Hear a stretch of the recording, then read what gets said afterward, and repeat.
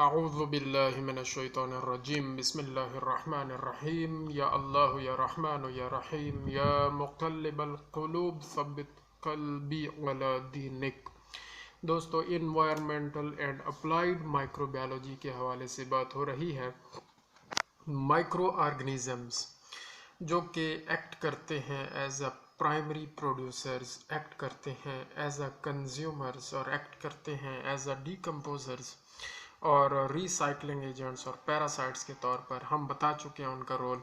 थोड़ी सी मज़ीद डिटेल में जाते हैं कि माइक्रो ऑर्गेनिज्म जब एक्ट करते हैं एज अ प्राइमरी प्रोड्यूसर तो कितनी तरह के होते हैं ये प्रोड्यूसर्स दो तरह के होते हैं। ऑटोट्रॉफ्स होते हैं और लिथोट्रॉफ्स होते हैं।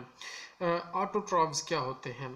Autotrophs are those microorganisms which can produce their energy themselves, and they can produce their energy from the fixation of the carbon dioxide, which is actually inorganic compound.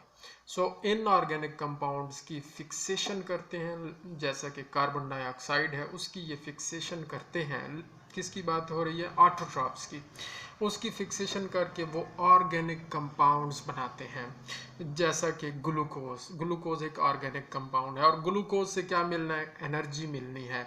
और एनर्जी क्यों ज़रूरी है? फॉर दी लाइफ, ये life के लिए बहुत ज़रूरी है। तो micro organisms are the only organisms which act as autotrophs, जो autotrophs के तौर पर काम करते हैं, and they produce their energy themselves by the utilization of or by fixation or assimilation of the inorganic compounds like carbon dioxide, and they produce the organic compounds like glucose। वो organic compounds जैसा कि glucose है वो पैदा करते हैं which gives them energy. तो ये ऑटोट्रॉफ्स होते हैं। ऑटोट्रॉफिक बैक्टीरिया इसमें होते हैं। मिसाल के तौर पर जो फोटोसिंथेसिस का काम है वो ऑटोट्रॉफ्स करते हैं। उसमें हमने आपको बताया कि एल्गी और साइयानोबैक्टीरिया ऐसे माइक्रो ऑर्गेनिजम्स हैं जो कि ऑटोट्रॉफ्स के तौर पर, फोटोसिंथेटिक ऑटोट्रॉफ्स के तौर पर काम करते हैं। और इसके अलावा जनाब प्लांट्स भी हैं, लेकिन क्योंकि हम प्लांट्स को डिस्कस नहीं कर रहे, प्लांट्स में भी फोटोसिंथेसिस होती है, हम माइक्रो ऑर्गेनिजम्स पे ही फोकस कर रहे हैं। तो हमने मिसाल एग्जांपल्स में एल्गी और सियानोबैक्टीरिया का नाम ही लिखना है। दूसरे नंबर पर जो होते हैं वो है lithotrophs. Lithotrophs are those micro organisms which can fix, which can use, which can assimilate very small amount of carbon dioxide, and by assimilation of this small amount of carbon dioxide they derives energy by the metabolism of the by the oxidation and reduction process of sulfides and hydrogen। Sulphides और hydrogen का metabolism करके, उनकी oxidation reduction करके तो ये energy हासिल करते हैं और ये small amount of carbon dioxide को फिक्स करते हैं। ये हैं लिथोट्रॉफ्स। तो ये ऑटोट्रॉफ्स और लिथोट्रॉफ्स ये दो तरह के माइक्रो ऑर्गेनिजम्स होते हैं जो कि एक्ट करते हैं एज ए प्रोड्यूसर्स। और प्रोड्यूसर्स का होना इंतहाई ज़रूरी है, क्योंकि प्रोड्यूसर्स ही ऐसे ऑर्गेनिजम्स हैं जो कि एनर्जी को प्रोड्यूस करते हैं और इस इकोसिस्टम को चलाने के लिए एनर्जी की इंतहाई ज़रूरत होती है। दूसरे नंबर पर कंज्यूमर्स के तौर पर काम करते हैं microorganisms. They act as consumers. और कंज्यूमर्स क्या होते हैं? Actually those organisms which can consume the other organisms. They can consume the other organisms, and there are 4 types of the consumers. Number 1, primary consumers. Primary consumers are also called as herbivores. Herbivores are those organisms which utilize herbs and shrubs, जो कि जड़ी बूटियों पर अपना गुजारा करते हैं, जड़ी बूटियां खाते हैं, वो हर्बीवोर्स होते हैं। तो प्राइमरी कंज्यूमर्स हो जाते हैं वो। दूसरी किस्म है कंज्यूमर की, वो है सेकेंडरी कंज्यूमर्स। सेकेंडरी कंज्यूमर्स जो होते हैं वो प्राइमरी कंज्यूमर्स को खाते हैं, और इन सेकेंडरी कंज्यूमर्स को कार्निवोर्स भी कहते हैं। Those organisms which feed on primary consumers are carnivores, और which feed on the meat और एनिमल्स। तो जो मीट पर, एनिमल्स पर जो गोश्त खोर होते हैं उनको कार्निवोर्स कहते हैं। तो ये दूसरी किस्म है कंज्यूमर्स की। और तीसरी किस्म कंज्यूमर की है tertiary consumers. Tertiary consumers feed करते हैं सेकेंडरी कंज्यूमर्स को, यानी कि कार्निवोर्स को फीड करते हैं। और चौथे नंबर पे जो कंज्यूमर्स होते हैं और जो लास्ट कंज्यूमर होते हैं उनको कहते हैं क्वार्टरनरी कंज्यूमर्स या टर्शरी कंज्यूमर्स। ये क्या करते हैं, ये फीड करते हैं दोनों को, कार्निवोर्स को भी खाते हैं, हर्बीवोर्स को भी खाते हैं। यानी ये प्राइमरी और सेकेंडरी कंज्यूमर्स को और टर्शरी कंज्यूमर्स को यूटिलाइज करते हैं। तो ये कंज्यूमर्स होते हैं। ये कंज्यूमर्स ना हो तो जाहिर है फिर बैलेंस नहीं रहता, और बैलेंस बरकरार रखने के लिए इनका होना इंतहाई ज़रूरी है। Quaternary consumer is usually the last level of the consumers. ये 4 लेवल्स कंज्यूमर्स के बताए गए हैं। आगे जो तीसरा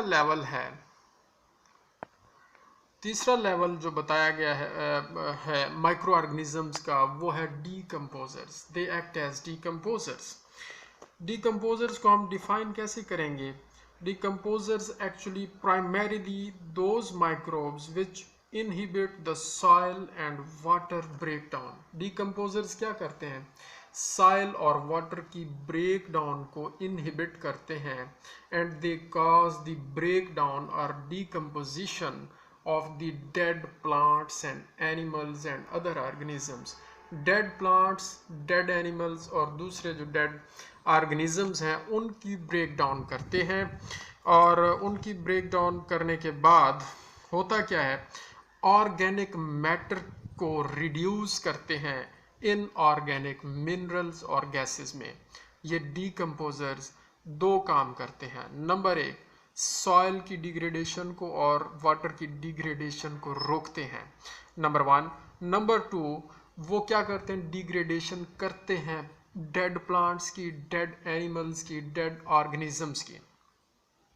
और जब ये डिग्रेडेशन करते हैं तो कैसे करते हैं? ये उनके ऑर्गेनिक मैटर को कन्वर्ट कर देते हैं बाय रिडक्शन प्रोसेस। रिड्यूस कर देते हैं इन ऑर्गेनिक मैटर में, इन ऑर्गेनिक मिनरल्स में और गैसेस में।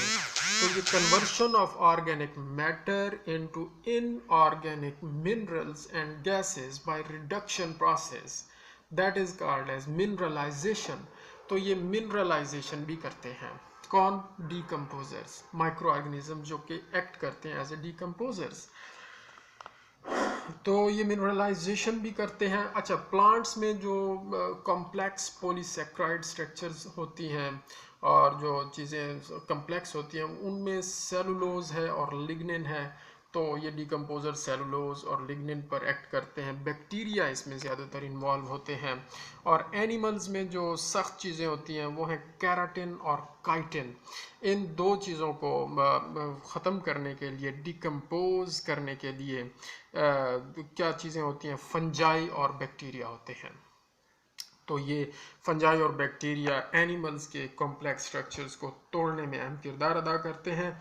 और एक चीज़ मज़ीद इन्होंने बताई है कि जब एनर्जी पैदा हो रही होती है इस सारे प्रोसेस में, by producers, by decomposers, by consumers, ये एक एनर्जी चेन चल रही होती है। इसको फूड वेब कहते हैं, एनर्जी चेन कहते हैं।